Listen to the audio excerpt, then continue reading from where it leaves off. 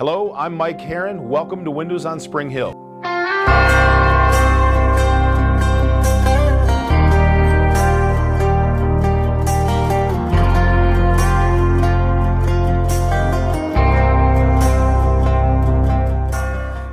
Hello, and welcome to this week's Window on Spring Hill. I'd like to give you a general update on what's going on in the Spring Hill plant and what the future has for us. Many people have been calling and asking when we're going back to work. Well, that seems to be the million-dollar question. Everybody wants to know that, and clearly this virus is going to determine when that is. General Motors and the UAW are not going to go ahead and buy off on a plan that has anyone going back to work en masse until they can assure everyone that they're going to be able to do so safely. This week, General Motors came out with a letter to the membership across the nation saying that the week of April 6th there will be no work except in those cases where they've been specifically saying that they're going to go ahead and have production. I know one thing for sure, that in our plant specifically, I can say that the powertrain project continues to go ahead and roll along very, very well. Michael Youngs, the plant manager, and myself were over there on Monday and on Tuesday talking to the team members, making sure that they understood that this was a voluntary situation.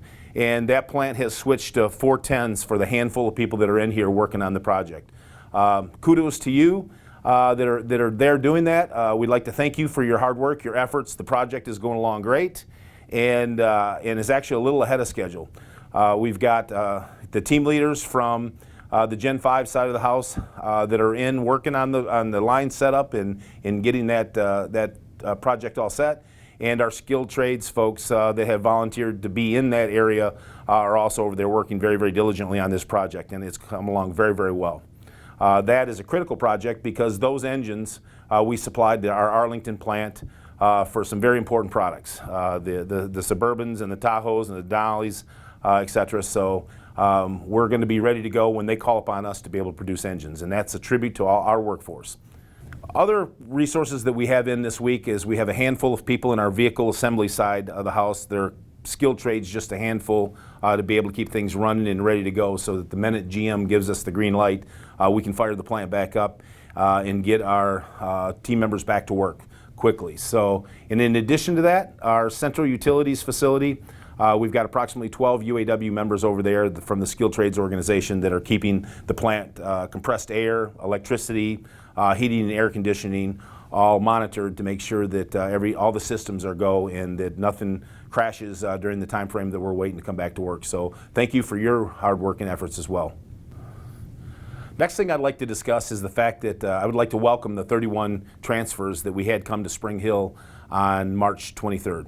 I know it's a very difficult time to come and travel to Spring Hill, and you never even worked a day in the plant. You ended up coming in and spending a couple hours in the visitor center to get signed up, and we welcomed you, and it was great meeting you all. But I think what's really, really important is that there was a mess up in your pay, and you guys weren't paid for that week, and it should have been short work week.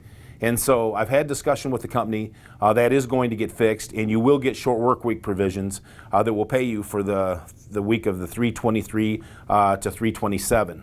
What that means is the week of 323 to 327, you're going to go ahead and get paid short work week provisions. Your first day of layoff will be 327, March 27th. That means this week, the week that we're currently in, the week after that week, you're going to have to open up a claim. And it's going to have to be in your old state, wherever you transferred from, and claim your layoff date is 3/27, because that's the date that the company will recognize as your layoff date. Okay, next I'd like to talk about unemployment in general. I know that this has been a trying week for everybody, trying to get the unemployment sub for those of you that are eligible for sub, and I know that not everybody is, but getting the unemployment paid. The claims were open last week. They're being paid, and now we're applying for sub. And please don't worry. I know that some of you still have pending and are waiting for payments. The payments have started.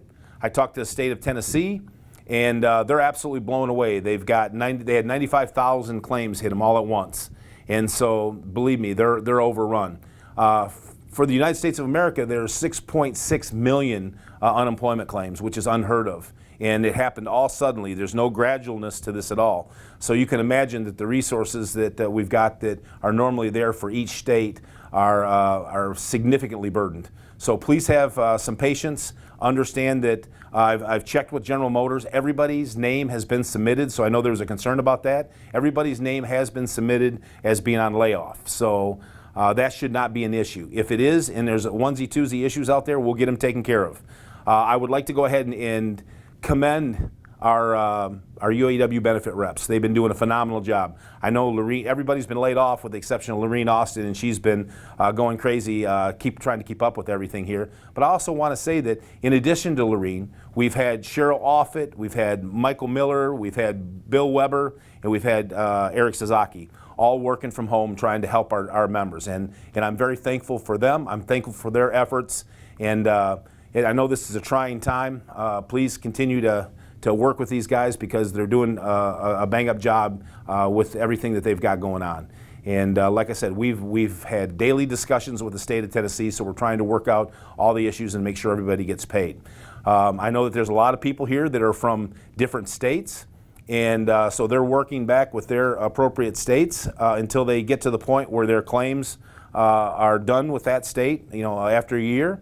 And then you have to open up a new claim here for the state of Tennessee. So just continue to watch your benefit year ending date because that's a critical date.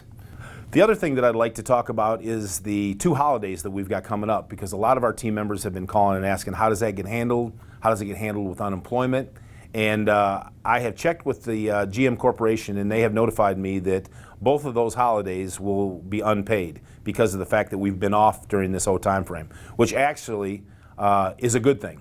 Normally I wouldn't say that about being paid a holiday. If we were working, the Good Friday and the Monday after Easter would both be negotiated days off for our membership that would be paid. But however, in this case, it would have been a royal pain to try to, if we would have gotten paid in the middle of the week, and it would have screwed up the unemployment claims immensely. So I'm here to tell you that those 2 holidays will not be paid, and therefore it won't interfere with your unemployment at all, and that should continue to go ahead and roll right along just like you've got it set up now. So that's a big question that a lot of our members had. Please let everybody know that's the case so that doesn't interfere with our unemployment or our sub. Okay, next item on this week's Window on Spring Hill is the Skilled Trades Apprenticeship Training that is going to start on Monday. Now, the last couple weeks we've had a trying process of getting all of our team members that get tuition assistance, get it pre-approved, and get the classes all registered. So that's been a good process. It's been timely. It's been confusing, but I got to commend Dennis Herron, who has been working from home, who is our training leader, and Al Farley, who is our Skilled Trades Apprenticeship leader, and also Frank McMahon, who works with Al, in all their hard work in making sure that our team members get registered, get signed up for classes, and get their tuition assistance, and are ready to go for Monday, April 6th. The other, I think, very critical thing about this is that this provides, as much as nobody likes to be off work, this provides us a great opportunity to get these classes started. You can go ahead and do it right from home on your computer.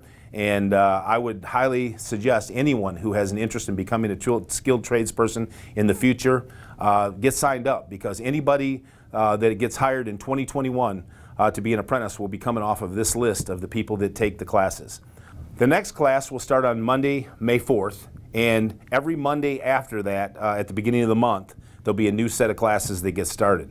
External candidates, if there's anybody from outside of General Motors that's interested in taking those classes, they can go ahead and sign up for those classes too, because there are going to be some external candidates in this process that GM brings aboard to become GM UAW team members. So again, those classes will be available. I would say that anyone that starts the classes by the July class start date is going to be eligible to be hired in 2021. If you get started much after that, you'll be on the following year's list. So it's critical if you want to be on the first list for the apprenticeship program that you start by the July timeframe. Okay, the last thing I'd like to cover today is the essential role that the auto industry is playing in this whole health crisis. Much like the world wars that this country has fought, GM is leading the way. And I'm very, very proud of the efforts that they are putting forth along with the UAW in really all the automobile concerns. I know that Ford and Chrysler are out there doing a lot of work in as well. Even Nissan yesterday, I saw here in the Tennessee area, is starting to make some life-saving type of devices to be able to go ahead and help the hospitals throughout the U.S. So it's good to see everybody come together because we are one during this time frame. GM, without a doubt, is showing exactly what one team looks like, because they, in fact, are firing up the Warren plant to make masks and the Kokomo, Indiana plant to make the ventilators. And I know that there's been a whole lot of fanfare about that and a whole lot of questions about how that's going to work, how many they're going to make. I can tell you for a fact that this took the UAW members from each of those facilities, the GM engineers, the GM material logistics folks, the purchasing people, everyone to come together as one team to be able to make this happen in such a short period of time. Spring Hill has played their part, and a lot of people are unaware of this, but we have gone ahead and sent a lot of spare parts, packaged them up and sent them up to those facilities, as well as equipment to help in their efforts to be able to turn this over real quickly as a project, because time is not only money, time is lives in this case. And so very critical that this gets done quickly. Thank you for doing your part for leveling off this virus. I know that we've got some hot spots that are out there right now, but if people aren't social distancing, the peak is going to be too much for the hospitals to handle. I know also that, prayers go out to our brothers and sisters in the Michigan area, because I know that they're in a hot spot right now. The Detroit's going through quite a challenge in the Michigan area. Obviously, New York is the epicenter of what's going on here, and then you've got the Louisiana area and the Washington State area that are both having high numbers of this coronavirus. But the social distancing, being able to level out this disease, very, very critical. It'll get us all back to work quicker if we can do this. And again, I just wanted to say I'm proud to work for a company and proud to be part of a union that is helping America during these critical time frames in saving lives. I also know that GM has been the recipient of some unwarranted criticism. And I know that they've been working 24 hours a day, 7 days a week for longer than 3 weeks to be able to put these plans together to make these ventilators and these masks, and they're, to save people's lives. And I will tell you that it's a little frustrating to see them get criticized when I know that there's a lot more going on behind the scenes that is making this all come together. So rest assured that people are going to be very happy with the outcome. I'd also like to go ahead and thank all of those that are on the front lines, and I think that we all owe them a great debt of gratitude.